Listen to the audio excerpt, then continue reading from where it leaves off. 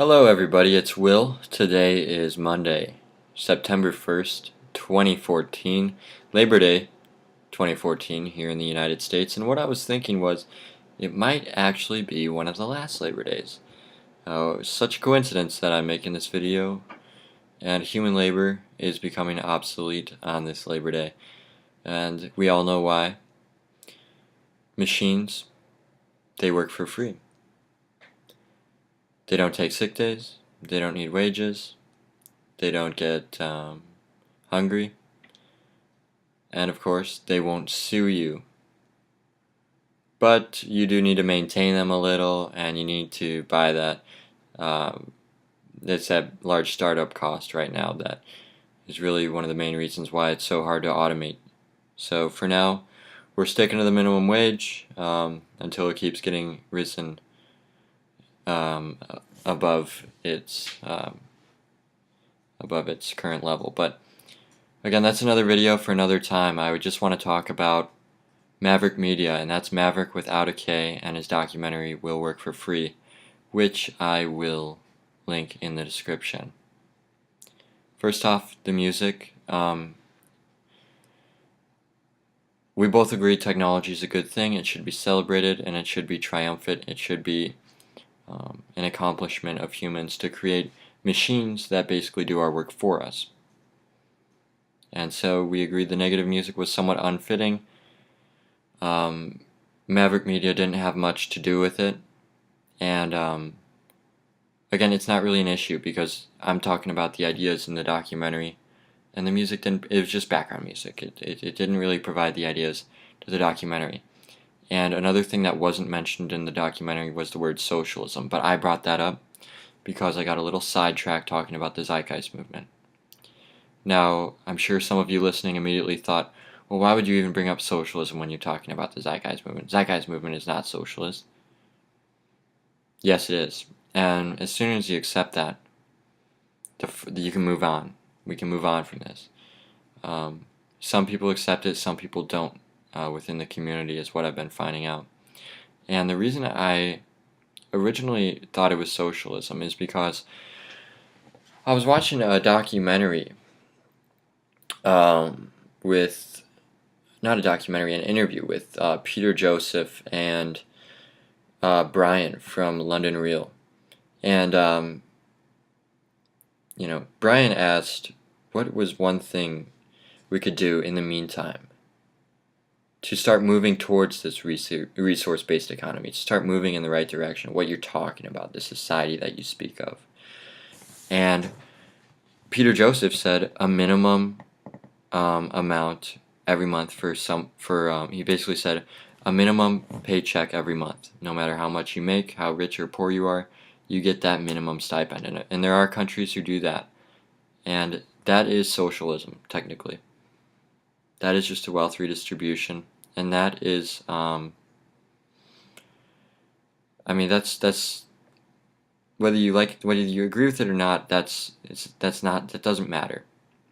All right, that's why I thought it was socialism. So let's take the negative connotation of the word socialism and separate it totally from the actual definition of the word socialism. Because I don't like to talk about the negative connotations associated with words. I would rather talk about the implications and definitions of those words. So yeah, technically I don't think socialism works, but who knows, maybe once our society completely restructures because of these machines, which I do agree is happening, automation, maybe socialism will work. But again, let's separate that. So that's why I brought up socialism. Again, it wasn't mentioned in the documentary. I just wanted to address it really quickly right now. The next thing I wanted to address is this 3D printing thing.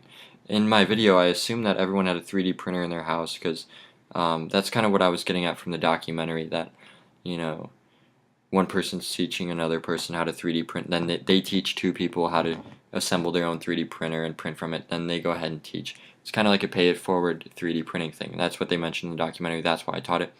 That's why I was talking about it. And that's why I assumed that everyone would have a 3D printer in their house. And I think that might have even been mentioned in I Will Work for Free. But um, again, there could be a library, a central hub where you could get your objects 3D printed.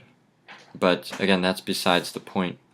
I think my point was slightly misinterpreted because in my original video I talked about how you could print 100 good pens or 200 crappy pens throughout the day.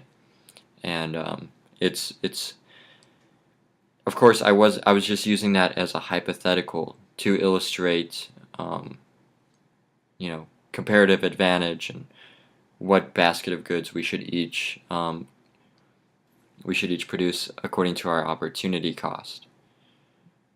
But that somehow got misconstrued into saying I actually thought someone would produce 100 pen or just produce pens all day and not eat. But again, let me try to explain this differently.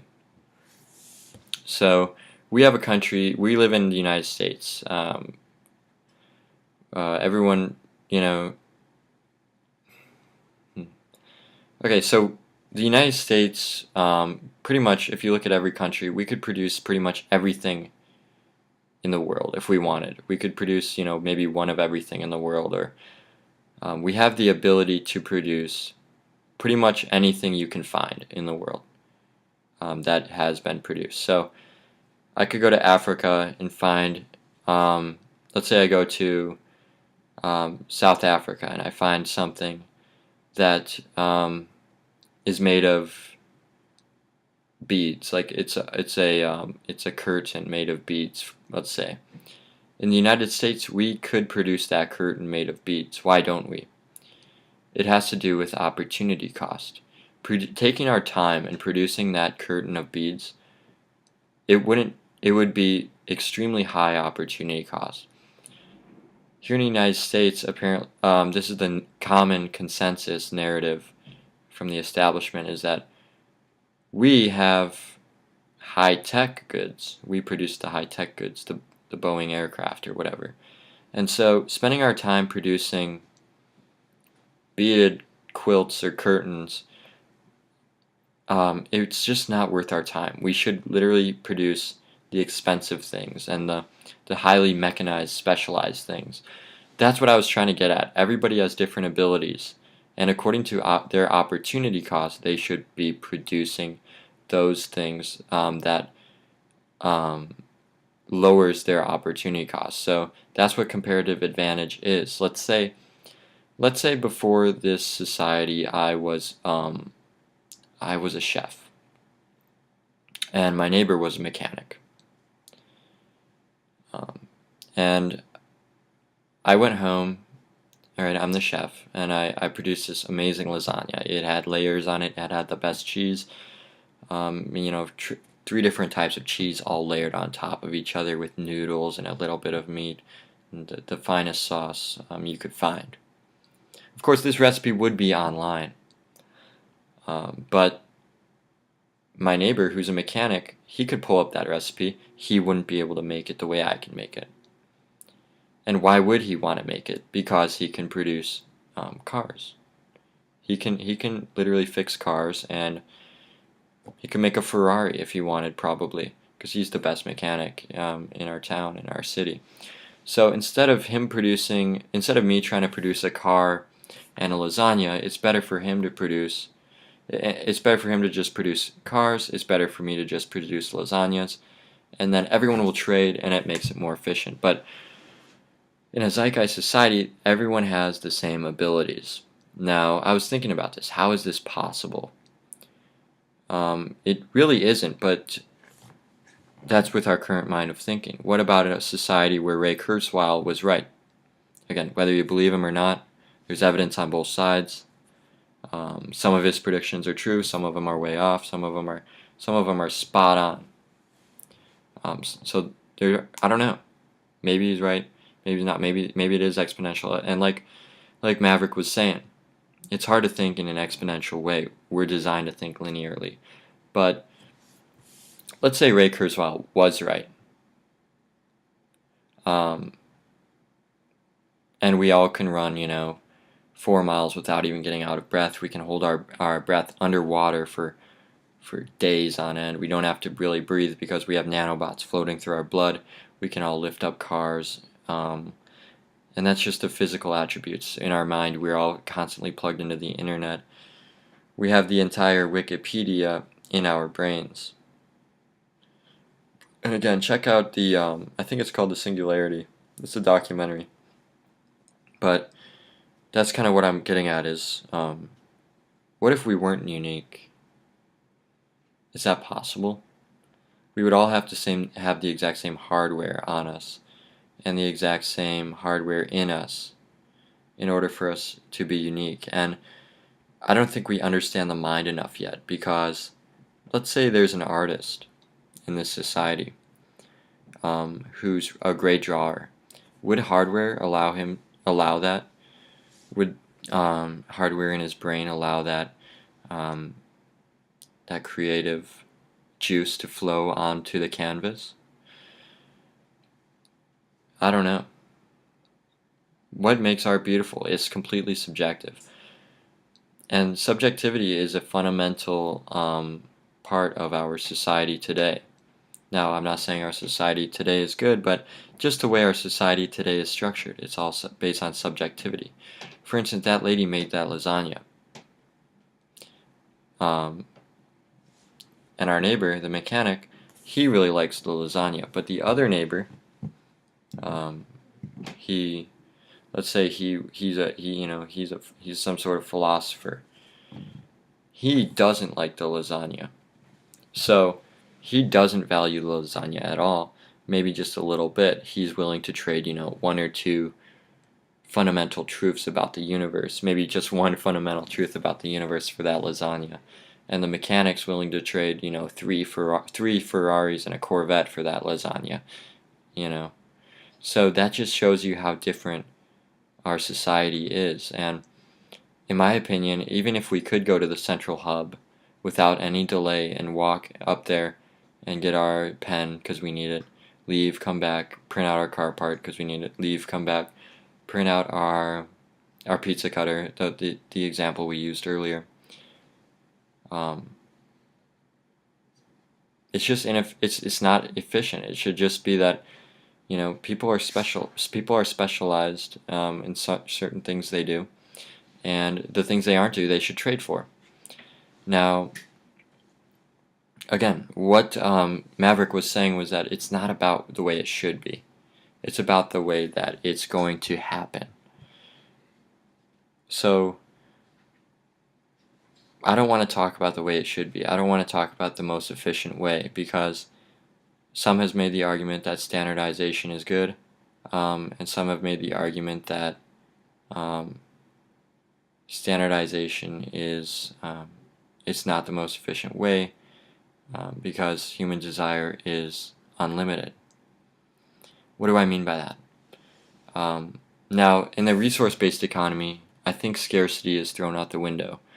There's no such thing as scarcity, and we have kind of been raised in a way to think everything is scarce in our society. That's what we're taught from a young age. But we do live on a rock in space, and eventually that rock all its resources will be gone. And the resource-based economy is about making sure we don't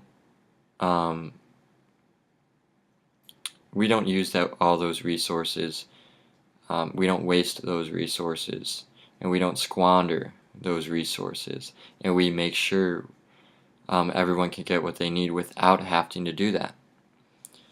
But again, human desire is unlimited. If I walked up to you with $1 million bill, and not Zimbabwe money, actually money, and of course I do think money would exist in this society, but let's say I walk up to you with $1 million bill, you would take it, no denying.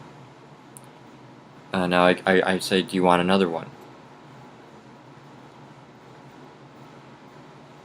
Would you take it? Probably yes. And of course, that second million might be worth a little less than the first million because of marginal value, but you'd still take it. And it's the same reason why when people win the lottery, they win like $300 million. Of course they get taxed half of it, so it's 150. They keep that 150. Of course they waste it all right away, but it's not like they take that 1 million and donate the rest of the 149 to charity. So human desire is unlimited. We might have a Honda Civic, but if the mechanic can build a BMW in his garage, or a Volkswagen, a Mercedes-Benz in his garage, and he drives that down the street, people are going to be like, damn, I want one of those. Of course, I think in the Zeitgeist Society, he would already be on the team for that. If he can produce a better car, he would be in that car think tank, per se. And they would be collaborating. I don't know, I just think that it's extremely inefficient to say, you have to be in this think tank, you have to be in this think tank, you have to be in this think tank, and you have to be in this think tank. And these individual think tanks can collaborate and interweave, and so we've got the best cell phone, it's all standardized, but again, human desire is unlimited. That's why you see hipsters walking around with clothes and beads on their hair. They want to be unique. People don't like standardization, and that's the beautiful thing about our world right now, in my opinion, and I don't think that's going to change. I think people are extremely subjective all the time, and that again, that's the good part about our world, and it is extremely inefficient to try to put someone in a web. Maybe I'm good at building, maybe I just want to build cars in my free time, and maybe I want to build cars in my free time, but for my full-time job I want to learn how to bake lasagna. I might not be as efficient. I might only get, in our current society, might only get paid minimum wage, versus if I built Ferraris I would probably make like 80 grand a year or whatever. But it's up to that individual, and in order to make it the more efficient, you would have to start forcing people to do things. And that's where, kind of in that video, you were talking about how people don't respond all the time to monetary incentives, and that's what I was trying to get across. And same with that money thing that I was talking about. I think that might have got misconstrued as well. As I was just saying, as long as human desires are limitless, and money is just a unit of exchange. So if I've got that lasagna, and my neighbor's got 3 cars, and my other neighbor's got 2 philosophical truths, instead of just bartering in a 3-way barter, it's more efficient to just come up with a unit of exchange, and a generally accepted one, or set up IOU system, and backed by something, of course, and use that as the unit of exchange to make it more efficient. Whether or not you produce 100 pens throughout your day, whether that's your comparative advantage, so to speak, it's not relevant. I wasn't saying someone would produce 100 pens. I was just trying to use it as an example to explain, opportunity cost, comparative advantage, whatnot. But anyways, this is getting a little long-winded, and I don't know, it's getting a little late, a little tired, so I'm gonna go ahead and leave it at that. Thanks for responding, and I wish you guys all the luck in the future. Make sure to check out that documentary, by the way. It goes by really fast, but a lot can be learned from it. Anyways, take care.